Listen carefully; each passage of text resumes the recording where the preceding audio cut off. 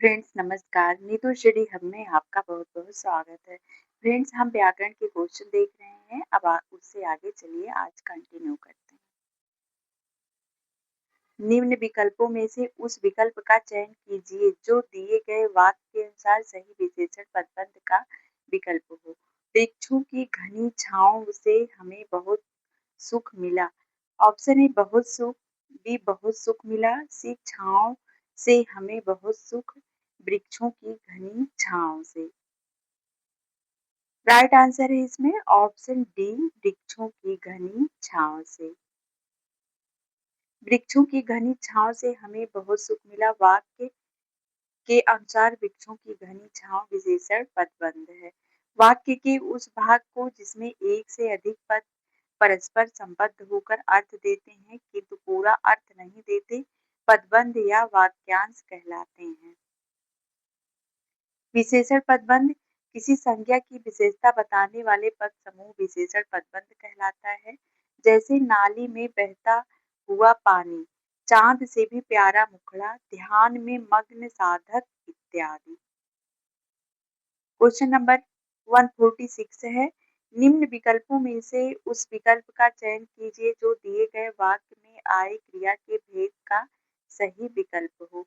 योग करके वह टहलने जाएगी। ऑप्शन ए नाम धातु, बी पूर्वकालिक, सी संयुक्त, डी प्रेरणार्थक। राइट आंसर है ऑप्शन बी पूर्वकालिक क्रिया।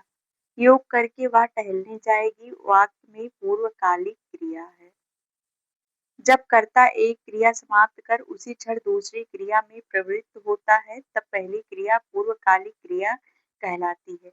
जैसे उसने नहाकर भोजन किया, इसमें नहाकर पूर्वकालिक क्रिया है। निम्न विकल्पों में से उस विकल्प का चयन कीजिए जो दिए गए वाक्य के अनुसार सही संज्ञा पदबंध का विकल्प हो। चार ताकतवर लोग उस अलमारी को उठा पाए। ऑप्शन ए ताकतवर लोग उस अलमारी को, बी चार ताकतवर लोग सी को उठा पाए, डी उस अलमारी को उठा पाए। राइट आंसर ऑप्शन बी चार ताकतवर लोग। चार ताकतवर लोग उस अलमारी को उठा पाए वाक्य में संज्ञा पदबंध चार ताकतवर लोग हैं। वाक्य उस भाग को जिसमें एक से अधिक पद परस्पर संबद्ध होकर अर्थ तो देते हैं किंतु पूरा अर्थ नहीं देते, पदबंध या वाक्यांश कहलाते हैं। संज्ञा पदबंध वाक्य में संज्ञा का काम करने वाला पद समूह संज्ञा पदबंध कहलाते हैं। जैसे गोली से घायल बच्चे, रात को पहरा देने वाला, मिट्टी का तेल आदि। क्वेश्चन नंबर 148 है, निम्न विकल्पों में से उस विकल्प का चयन कीजिए जो दिए गए वाक्य के अनुसार सर्वनाम के भेद का सही विकल्प हो। आपको कोई परेशानी तो नहीं। ऑप्शन ए निश्चयवाचक, बी संबंधवाचक, सी निजवाचक, डी पुरुषवाचक। राइट आंसर है ऑप्शन, इसमें राइट आंसर है ऑप्शन सी निजवाचक। आपको कोई परेशानी तो नहीं है वाक्य के अनुसार निजवाचक सर्वनाम है। प्रयोग अनुसार सर्वनाम के 6 भेद तथा 3 उपभेद हैं। सर्वनाम पुरुषवाचक, निश्चयवाचक, संबंध पुरुषवाचक, निजवाचक, निश्चयवाचक, अनिश्चयवाचक, संबंधवाचक, प्रश्नवाचक। उत्तम पुरुष, मध्यम पुरुष, अन्य पुरुष। निजवाचक सर्वनाम का रूप आप है। जिस सर्वनाम से कर्ता का बोध होता है वह निजवाचक सर्वनाम होता है। जैसे आप जैसा समझें करें, मैं आप ही चला जाता आता हूँ, मैं यह काम आप ही कर लूंगा। क्वेश्चन नंबर 149 है, श्रृंखला संज्ञा भेद की दृष्टि से है। ऑप्शन ए समूहवाचक, बी पदार्थवाचक, सी भाववाचक, डी व्यक्तिवाचक। राइट आंसर ऑप्शन ए समूहवाचक। श्रृंखला संज्ञा भेद की दृष्टि से समूहवाचक संज्ञा है। संज्ञा उस विकारी शब्द को कहते हैं जिससे किसी विशेष वस्तु, भाव और जीव के नाम का बोध हो। संज्ञा के कुल 5 भेद हैं, व्यक्तिवाचक, जातिवाचक, समूहवाचक, भाववाचक, द्रव्यवाचक। जिस संज्ञा से वस्तु या व्यक्ति के समूह का बोध हो उसे समूहवाचक संज्ञा कहते हैं। इसके कुछ उदाहरण हैं सभा, दल, गिरोह, गुच्छा, कुंज, मंडल, घौद आदि। क्वेश्चन नंबर 150 है, निम्नलिखित में से क्या विकारी शब्द का एक भेद नहीं है? ऑप्शन ए विशेषण, बी क्रिया विशेषण, सी समुच्चय बोधक, डी संबंध बोधक। ऑप्शन ए विशेषण। ऑप्शन ए विशेषण अविकारी शब्द का एक भेद नहीं है, यह विकारी शब्द का भेद है। इसके अन्य भेद संज्ञा, सर्वनाम, विशेषण, क्रिया विकारी शब्द के भेद हैं। अविकारी शब्द के अंतर्गत क्रिया विशेषण, समुच्चय बोधक, संबंध बोधक, विषयार्थ बोधक शब्द आते हैं। क्वेश्चन नंबर 151 है, संज्ञा पदबंध बतलाने वाला वाक्य कौन सा है? ऑप्शन ए चांद से भी प्यारा मुखड़ा, बी घर से होकर जाऊंगा, सी देव का मारा वह, डी रात को पहरा देने वाला। राइट आंसर है ऑप्शन डी रात को पहरा देने वाला। वाक्य के उस भाग को जिसमें एक से अधिक पद परस्पर संबद्ध होकर अर्थ तो देते हैं किंतु पूरा अर्थ नहीं देते, पदबंध या वाक्यांश कहलाते हैं। जैसे रात का पहरा देने वाला, यह वाक्य संज्ञा पदबंध है। वाक्य में संज्ञा का काम करने वाला पद समूह संज्ञा पदबंध है। इसके अन्य उदाहरण, इतने धनी मनी व्यक्ति, भारत के प्रधानमंत्री, गोली से घायल बच्चे, मिट्टी का तेल आदि। विशेषण पदबंध, किसी संज्ञा की विशेषता बताने वाला पद समूह विशेषण पदबंध कहलाता है। जैसे नाली में बहता हुआ पानी, चांद से भी प्यारा मुखड़ा आदि। सर्वनाम पदबंध, सर्वनाम का कार्य करने वाला पद समूह, जैसे मुझ अभागे ने दैव का मारा वह। क्रिया पदबंध, क्रिया का काम देने वाला पदबंध क्रिया पदबंध कहलाता है। जैसे लौट कर कहने लगा, जाता रहता था आदि। क्वेश्चन नंबर 153 है, कहत नटत रीझत खीझत मिलत खिलत लजियात भरे भवन में करत है नयनन ही सुबान। उपर्युक्त दोहे में प्रयुक्त मुख्य क्रियापदों की संख्या है। Option A 1, B 2, C 7, D 8। Right answer option C 7। कहत नटत रीझत खिझत मिलत खिलत लजियात भरे भवन में करत है नयनन ही सो बात। इस दोहे में 7 मुख्य क्रियापद हैं। कहत कहानी, नटत नकारना, रीझत रीझना, खिझत खींचना, मिलत मिलना, खिलत खिलना, लजियात लजाना, जबकि एक गौड़ क्रियापद है बात करना। क्वेश्चन नंबर 153 है, लड़की जाए यह वाक्य किस काल में है? ऑप्शन ए पूर्व भूतकाल, बी वर्तमान काल, सी संभाव्य भविष्य काल, डी सामान्य भूतकाल। राइट आंसर है ऑप्शन सी संभाव्य भविष्य काल। लड़की जाए यह वाक्य संभाव्य भविष्य काल में है। जब कोई वाक्य भविष्य में किसी कार्य के होने की संभावना प्रकट करे तो वह संभाव्य भविष्य काल का वाक्य होगा। काल वाक्य, संभाव्य भविष्य काल, रमेश कल आगरे जाए। पूर्व भूतकाल, वह आया था। वर्तमान काल, वह देखता है। सामान्य भूतकाल, सीता गई। क्वेश्चन नंबर 154 है, मोहन ने पढ़ा है यह वाक्य संदिग्ध भूतकाल में होता है। ऑप्शन ए मोहन ने पढ़ा, बी मोहन ने पढ़ा होगा, सी मोहन ने पढ़ रहा था, डी मोहन ने पढ़ा था। Right answer option B Mohan ने पढ़ा होगा। मोहन ने पढ़ा है इस वाक्य का संदिग्ध भूतकाल में वाक्य इस प्रकार होगा, मोहन ने पढ़ा होगा, शेष अन्य तीनों वाक्य संगत नहीं है। क्वेश्चन नंबर 155, जहां न पहुंचे रवि वहां पहुंचे कवि में कौन सा उपवाक्य है? ऑप्शन ए क्रिया विशेषण उपवाक्य, बी विशेषण उपवाक्य, सी सर्वनाम उपवाक्य, डी संज्ञा उपवाक्य। राइट आंसर ऑप्शन ए क्रिया विशेषण उपवाक्य। जहां न पहुंचे रवि वहां पहुंचे कवि वाक्य में क्रिया विशेषण उपवाक्य है। जो उपवाक्य किसी क्रिया की विशेषता बताए क्रिया विशेषण उपवाक्य कहलाता है। क्वेश्चन नंबर 156 है, निम्नांकित वाक्यों में क्रिया विशेषण युक्त वाक्य कौन सा है? ऑप्शन ए मैं कल नहीं जाऊंगा, बी ए फूल सुंदर है, सी लड़का रोते रोते घर पहुंचा, डी आज शाम को मत आना। राइट आंसर ऑप्शन सी, लड़का रोते रोते घर पहुंचा। लड़का रोते रोते घर पहुंचा वाक्य में रोते रोते क्रिया विशेषण शब्द है, अतः लड़का रोते रोते घर पहुंचा क्रिया विशेषण युक्त वाक्य है, जबकि अन्य तीनों वाक्यों में कोई क्रिया विशेषण नहीं है। क्वेश्चन नंबर 157 है, वह पढ़ता तो पास होता, इस वाक्य में कौन सा काल है? निम्नलिखित विकल्पों में से सही विकल्प का चयन कीजिए।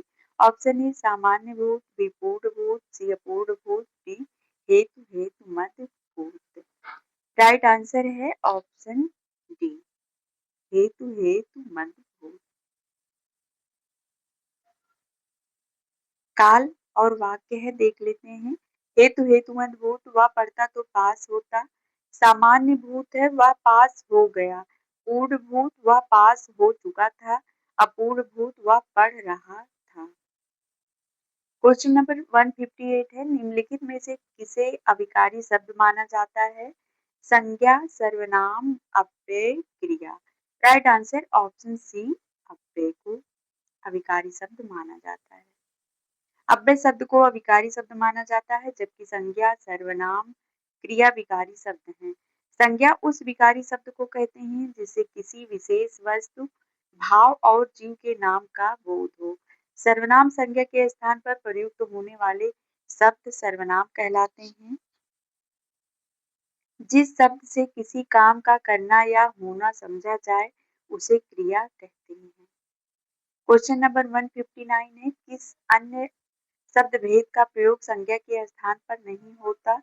ऑप्शन ए सर्वनाम, बी समुच्चय बोधक, सी विशेषण, डी क्रिया विशेषण। राइट आंसर है ऑप्शन बी समुच्चय बोधक।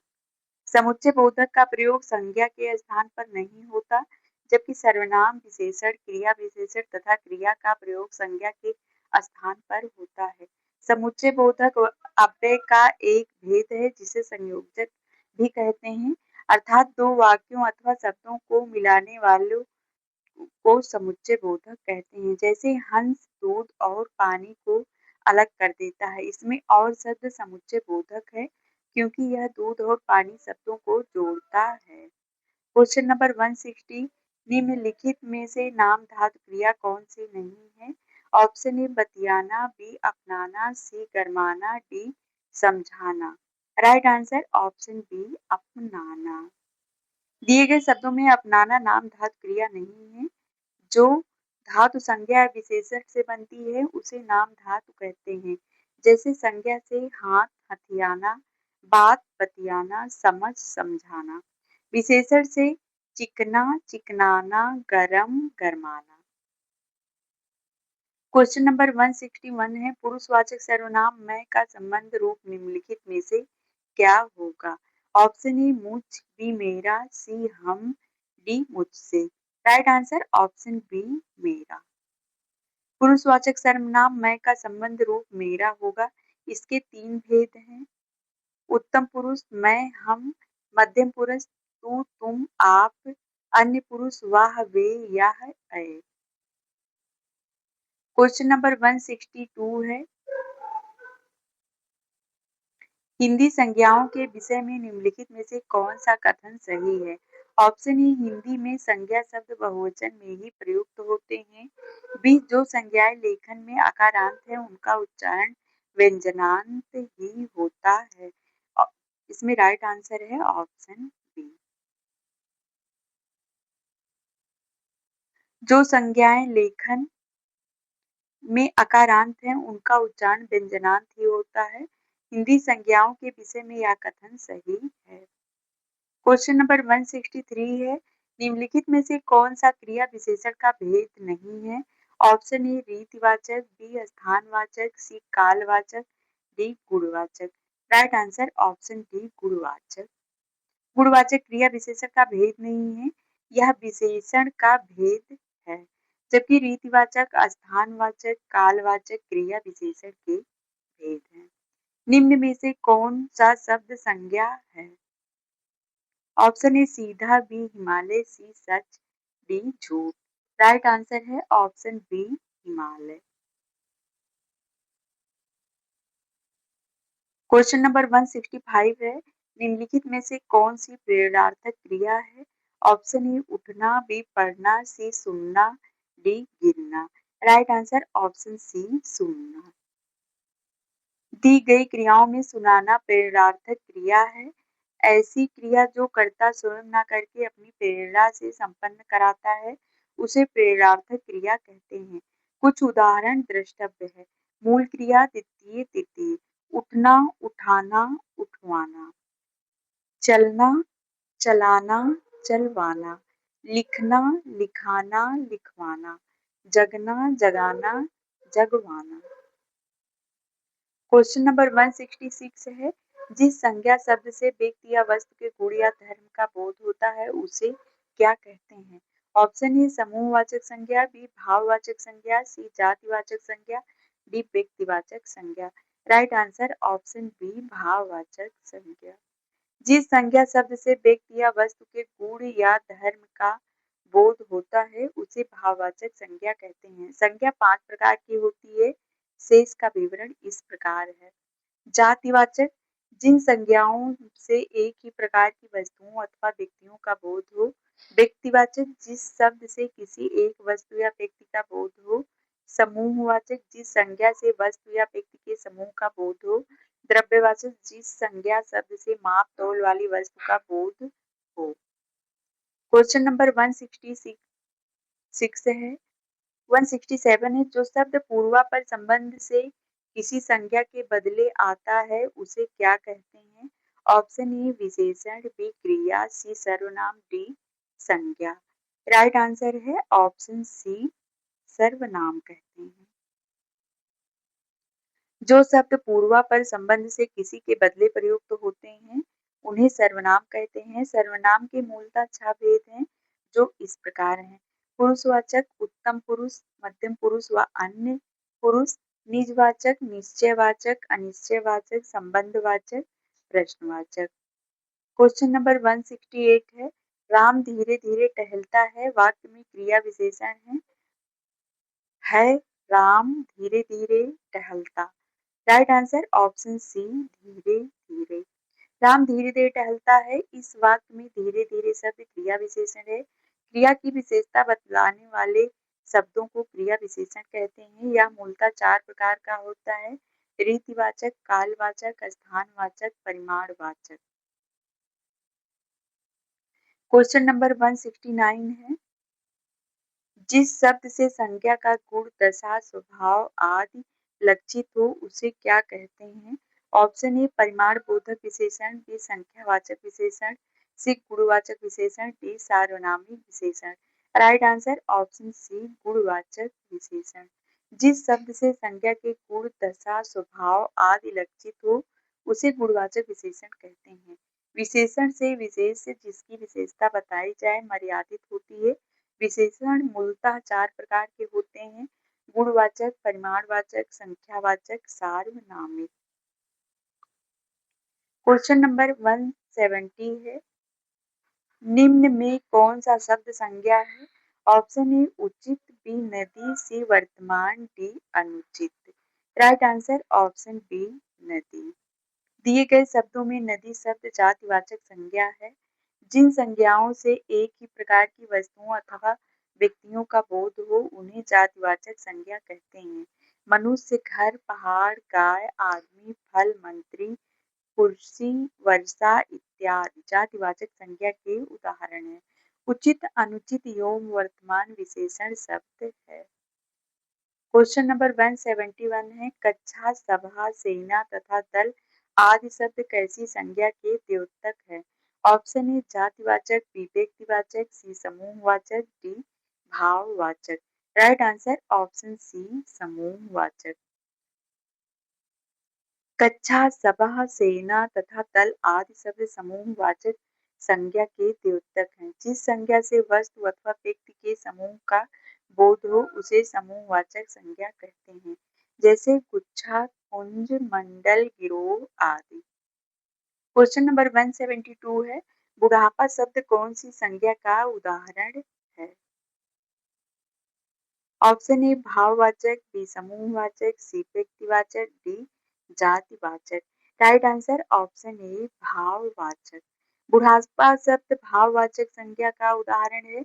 जिस संज्ञा शब्द से व्यक्ति या वस्तु के गुण, धर्म, दशा अथवा व्यापार का बोध होता है उसे भाववाचक संज्ञा कहते हैं। जैसे लंबाई, नम्रता, मिठास, बुढ़ापा, समझ, चाल इत्यादि। भाववाचक संज्ञाओं का निर्माण जातिवाचक संज्ञा, विशेषण, क्रिया, सर्वनाम और अव्यय में प्रत्यय लगाकर होता है। फ्रेंड्स, आज के लिए बस इतना ही। मिलते हैं अगले वीडियो में। धन्यवाद।